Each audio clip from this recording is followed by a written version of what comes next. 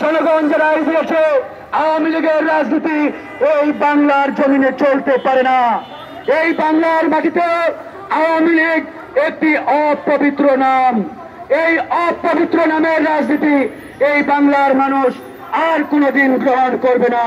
তাই মাননীয় প্রধান উপদেষ্টা, আপনি অনতি বিলম্বে আওয়ামী লীগকে নিষিদ্ধের মাধ্যমে জনগণের রায় বাস্তবায়ন করুন। আর যদি এর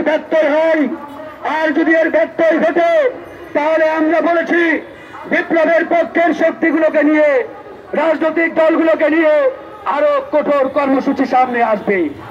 আমরা যাতে সে পথে না হাঁটি, এই জন্য আমরা আবারও আপনার কাছে একটাই আবেদন, আপনি আপনার বক্তব্য প্রত্যাহার করুন এবং আওয়ামী লীগকে নিষিদ্ধ করুন। আজকে এই সরকারের কতিপয় উপদেষ্টা যারা নিজেদেরকে ছাত্র উপদেষ্টা দাবি করছেন, এদের যে ধরনের বালখিল্য বক্তব্য, শিশুসুলভ বক্তব্য, এই বক্তব্যের মাধ্যমে বিপ্লবকে এরা 12টা অলরেডি বাজিয়ে দিয়েছে। আমাদের আকাঙ্ক্ষা ছিল, আশা ছিল, ভরসা ছিল বিপ্লব পরবর্তী সময়ে বাংলাদেশে একটি বৃহত্তর ঐক্য গড়ে উঠবে। কিন্তু বাস্তবিক অর্থে আজকে ঐক্যের পরিবর্তে এই সরকারের দু একজন উপদেষ্টা অনৈক্য সৃষ্টি করতে তৎপর রয়েছে। তারা বক্তব্য দিচ্ছে কোন সময় বিএনপির বিরুদ্ধে, আবার কোন সময় জামাতের বিরুদ্ধে।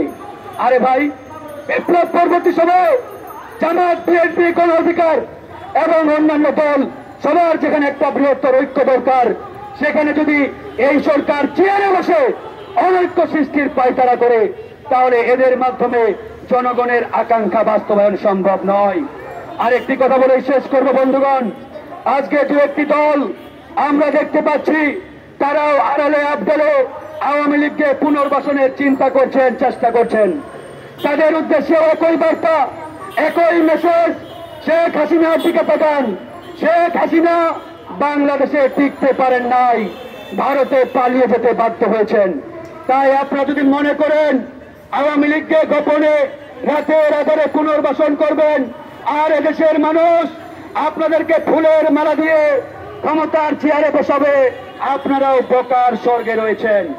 তাই আমরা ওই সকল বড় দলের নেতাদেরকে হুঁশিয়ারি দিতে চাই, আওয়ামী লীগের প্রশ্নে আমাদের পরিষ্কার অবস্থান রাখতে হবে, সিদ্ধান্ত জানাতে হবে। ভুলে যাবেন না, এদেশের মানুষ সব কিছুই করতে পারে, সেটা আপনি যেই দলের হন।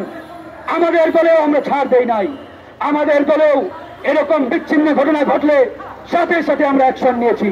তাই আমরা বলবো, সেটা বিএনপি হোক, জামাত হোক, গণ অধিকার পরিষদ হোক, সবার অবস্থান আওয়ামী লীগের প্রশ্নে এক এবং অভিন্ন থাকতে হবে।